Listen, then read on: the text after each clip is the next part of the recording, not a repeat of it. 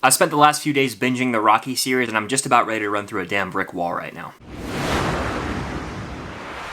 What's going on, guys? I'm Chris, and welcome back to another video. Today I'm giving you my ranking of all 9 Rocky movies, the 6 Rocky films, and the 3 Creed films, as Creed 3 just hit theaters. But before I do, let me know down below your ranking of these movies. Subscribe and hit that notification bell as I'm trying to hit my goal of 72,000 subscribers here on the channel. And of course, be sure to hit that like button. It helps out more than you guys know. So quick backstory on my relationship with this franchise. I grew up loving Rocky 1 through 4. I watched them all the time. And I didn't watch 5 and 6 until Creed came out in 2015. And then I've seen all 3 Creed movies in theaters. So without further ado, let's dive into this ranking. Coming in dead last for me, really no surprise here, is Rocky 5. This is a bad movie, just to put it simply. It pains me to say this, but Rocky is so unlikable in this movie. He's making stupid decisions left and right. He's blinded by this new shot at fame with the character Tommy Gunn, who he just led into his life way too quickly. And there's just a lot of dumb writing decisions here. Like, who the hell thought it would be a smart idea to be like, oh, let's have Paulie sign off on this thing that kind of screws Rocky out of all his money with the accountant. It's a stupid, almost out-of-character decision, and it sends Rocky back to the neighborhood that he grew up in. That's pretty much the whole purpose of that. Now, I appreciate that they try and take this angle of Rocky dealing with brain damage after the fight with Drago, but it's so paper thin. They like talk about it in one scene at the beginning. They're like, damn, you got some brain damage here from this fight. It's probably not a smart idea for you to get back in the ring because, of course, Rocky wants to get back in the ring after he's back to essentially rock bottom, financially speaking. He knows how to fight. It's going to make him money. He wants to get back in the ring. Well, the doctor's like, no, you can't get back in the ring, Rocky. And so then he picks up this protege and Tommy Gunn, and the whole thing just feels like a scam. He ends up getting in a street fight at the end and getting significant blows to the head, and then they don't even address it. I really appreciate the angle of going Rocky post his prime in a way, but they could have gone 10 times harder on this whole brain damage storyline. I kind of see what they were trying to do with his son's role, but the acting again can be a little cheesy there. This is by far the weak link in this entire franchise. The character George Washington Duke as well. My God, the over-the-top promoter. He's a very one-note character, and there are moments of greatness here, notably the scene with Mick, where Rocky sort of has this flashback. That's the best scene in the entire movie, but overall it's a pretty bad movie that falls short in the overall scope of the Rocky franchise. I've seen it twice in my life. I think I'm set. I don't need to go back and watch this one again. Now, from here on out, there's a pretty big gap between Rocky 5 and the rest of the quality of this franchise, but coming in at number 8 for me is Creed 3, which just hit theaters this weekend. I have a full review up on the channel. I'll link it up above. You guys can check it out. Creed 3 is not a bad movie by any means. It's just the worst Creed film, and I was pretty let down by it. Jonathan Majors is incredible as Dame in this movie, and I love how they give us a rich backstory on him and Adonis, but I couldn't help but feel as though the movie almost rushed through really key emotional moments. It definitely took its time in terms of Adonis having to deal with fatherhood, being a good husband, but also caring for his older mother. All of those were some of my favorite elements of the movie, seeing Adonis be a family man and having to deal with this new stage of his career as he's no longer a fighter. He's kind of training the next generation of fighters, which was a really cool angle to take, but I didn't appreciate how rushed the final act of this movie felt, where Dame was all of a sudden the heavyweight champion of the world. Boom, we're gonna run through a training montage, and there's the final fight. And the fact that the final fight felt pretty rushed through as well really just didn't sit right with me. There was no standout moment in this movie where I was like, hell yeah, and I got like my fist pump going. It was lacking in terms of those training montages or marquee moments from the Rocky franchise, and I can't help but wonder how much of a difference Rocky Balboa himself would have made in this movie. I think that his story wrapped up perfectly in Creed 2, but it could have been used here or even referenced in the movie. Overall, Creed 3 didn't feel the most necessary to me. The story was wrapped up perfectly after Creed 2 for both Adonis and Rocky, and as great of an antagonist as Jonathan Majors as Dame was, I couldn't help but feel like this relationship between Dame and Adonis wasn't as explored as it could have been. This movie also contains some of my least favorite fight sequences in the entire franchise. It's just a little too unrealistic, and I know it's Rocky, but there are moments in fights here where I'm like, this person's getting thrown out immediately if this is somewhat realistic. So I had to suspend disbelief a little bit too much for my own liking here. I do appreciate the vision from Michael B. Jordan, and maybe I'll enjoy the movie more on rewatch. It just sits pretty low on my overall ranking right now. Next on my list is Rocky IV, the classic 1985 movie, pitting Rocky against Drago. I feel like this is the epitome of an 80s movie. You've got cheesy montages with 80s music, and just the cheese level is taken to a whole nother level here. But I still enjoy the hell out of this movie. Seeing Rocky and Apollo's relationship early on is nice, and how Apollo wants a shot at Drago, but it ultimately gets him killed in the ring. That right there asserts Drago as a dominant, menacing villain who's very quiet. You know, he's very reserved, but his physical presence alone is so terrifying in this franchise. What I really dig about this movie is that we see Rocky go to Russia and have to fight these demons on his own. Out there in hell, essentially, it's freezing cold. He's in this isolated cabin away from society, and he is training to take down Drago, who killed his best friend Apollo at the time. It's a quick hitter movie, only an hour and a half, and I will admit, after he goes out to Russia, it does pretty much just turn into like 2 training montages and the final fight, so it can feel a little rushed through, but it's a satisfying movie that never fails to get my fist pumping when he knocks out Drago at the end. Number 6 on my list is Rocky Balboa, or the 6th Rocky movie. A damn good movie. It almost feels like a direct sequel to Rocky in a way, because it plays out a lot like the first Rocky movie, where instead of Rocky being this underdog, he's past his prime, but he's still a massive underdog trying to fight the current heavyweight champion of the world, Mason Dixon. There's so many callbacks to that first Rocky movie with Spider Rico, Little Marie, and it's nice to see him in this older phase of life, but he's still going back to his roots. The best scene in the movie is the one that you've seen in every training / inspirational montage on any social media app for the past few decades, and that's, you know, it ain't about how hard you hit, it's about how hard you can get hit and keep moving forward, how much you can take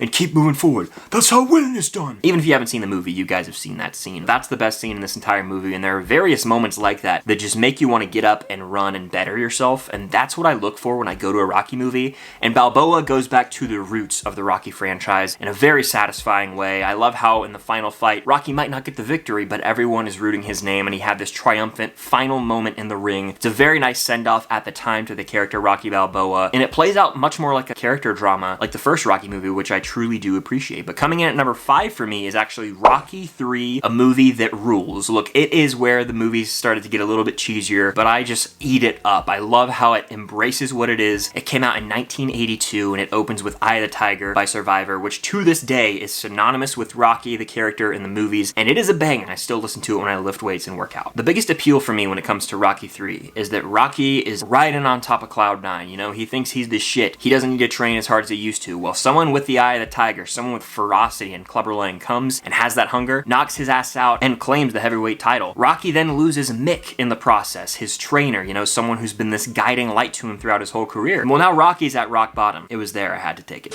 And who comes to help him crawl out of this hole? None other than Apollo Creed, his nemesis from the first 2 movies. Seeing Rocky and Apollo's bond form over this movie, it just hits right in the feels. But the best part about all of this is that Rocky has to learn how to fight again, pretty much. Rewire his brain to a way of fighting like Apollo, where he's more light on his feet. It's all about speed. We get to see some epic training montages here when Rocky's sprinting on the beach. And one of the best scenes I'd say in this entire movie is when he's with Adrian and he has to admit, I'm afraid. For the first time in my life, I am afraid of Clubber Lang. And that's just a great moment right there where he realizes, hey, I need to overcome these demons and face my fears in the ring. It's a very satisfying, triumphant movie in the end, and it has some of the best training montages. Plus, it gives us the ultimate ending when Rocky and Apollo have their unofficial 3rd fight at the end. That freeze frame, iconic. Number 4 on my list is going to be Creed 2, a movie that I just rewatched for the first time since theaters. Creed 2 follows a formula very similar to that of Rocky 3, where Adonis is riding on Cloud 9 and he takes this fight with Victor Drago. Pretty much loses the fight, except Victor gets disqualified because of an illegal hit. Then he has to go to hell and rewire the way that he trains as he goes out to the desert, and we get some of the best training montages in this entire franchise. This plays out like a great legacy sequel. You've got Ivan Drago, the big bad from the 4th Rocky movie, coming in,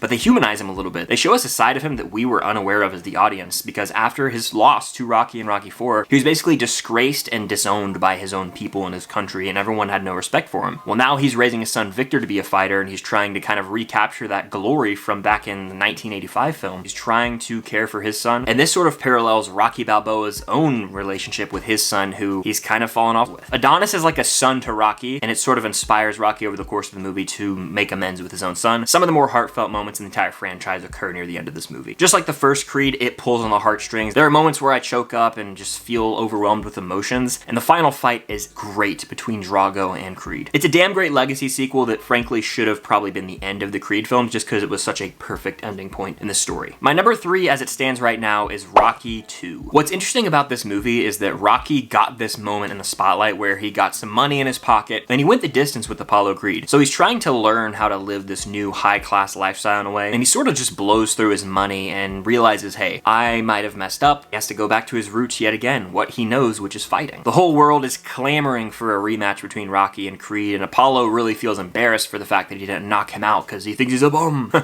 So the whole movie, we're seeing Rocky adjust to this new lifestyle, try and warm up to the idea of fighting again. His fire almost has to be reignited, and the catalyst for that is when Adrian goes into a coma. When she wakes up and tells Rocky to win, that leads into one of the best training montages in the entire franchise. The final fight in this movie is so satisfying satisfying as a viewer because we get to see Rocky finally beat Creed near the end, and they're just exchanging blows left and right. It's a roller coaster of a fight, and I love how the movie really focuses on Rocky struggling. He thought he made it at the end of the first movie. Well, we see him struggle and have to overcome adversity, which is just so relatable. My runner-up is Creed from 2015, which was an incredible legacy sequel, and to this day, I am still astounded that Sylvester Stallone did not win an Oscar for his performance. He brought tears to my eyes with his performance here, as a major storyline in this film is Rocky battling cancer and trying to be there for Adonis. It's very powerful stuff. This is an interesting route to go with a legacy sequel, as the antagonist of the first two movies has a long-lost son, pretty much, and then he's trying to make it on his own with his name Johnson instead of Creed. We get some amazing, like, one-take boxing scenes here, and again, it pays homage to the original Rocky films very well, while still creating its own new story following Adonis Creed. His relationship with Bianca is very heartfelt. This franchise excels at creating underdog stories you can root for, and Creed is no exception. It's riveting, it is a character drama at heart with boxing as a supplement. All around, this is a damn great movie, but nothing can top the original Rocky, which takes the top spot here on my list. It won Best Picture at the Oscars, and rightfully so. It is, to this day, I would say, the most motivational movie of all time, in terms of I could throw this on and just feel like I am flying. When I get done and the credits roll, I always want to go lift some weights, hit a run, and just improve myself, physically, mentally, in all aspects of my life. It is a true underdog story. You love the character Rocky from the beginning, as he's just struggling to make it. Apollo Creed, the world heavyweight champion, his opponent drops out of their big fight, and he's like, I want a local guy, someone that the people can rally around. And who is that? It's the Italian stallion, Rocky Balboa. He's one of the most relatable movie characters of all time, as everybody faces adversity at some point in their lives, and he's just so likable, you know? Seeing his relationship with Adrian develop, and how she is a little shy, but she starts to warm up to Rocky, as he's just a trustworthy, down-to-earth guy. Polly is going crazy at times during this movie, and then you got Mick, who's the seasoned veteran when it comes to boxing, and he starts to train Rocky for this big fight. You've got iconic moments from when he cracks the raw eggs and drinks them, to when he runs up the stairs and puts his fists in the air for the very first time. I will always love this movie. Hell, I had the poster in my bedroom growing up. If I ever need inspiration, I just need to remind myself to go back and rewatch Rocky, because it is an all-time classic for a reason. It might be the best underdog story of all time. It's a movie that never fails to get me cheering out loud, jumping up, and just feeling like I am on top of the world by the time the credits roll. If it weren't for this movie, we would never have this entire wonderful franchise. But that's just my personal ranking of all 9 Rocky/Creed movies. Definitely let me know yours in the comments down below, and be sure to hit that like button. It helps out quite a bit. And of course, subscribe and hit that notification bell if you guys have not already, as I'm trying to hit my goal of 72,000 subscribers here on the channel. It would mean the world. I may have some more Rocky videos coming throughout the rest of the weekend, so stay tuned for that. And let me know your thoughts on Creed 3. Again, check out my review linked up above. But thank you guys so much for watching, and until next time,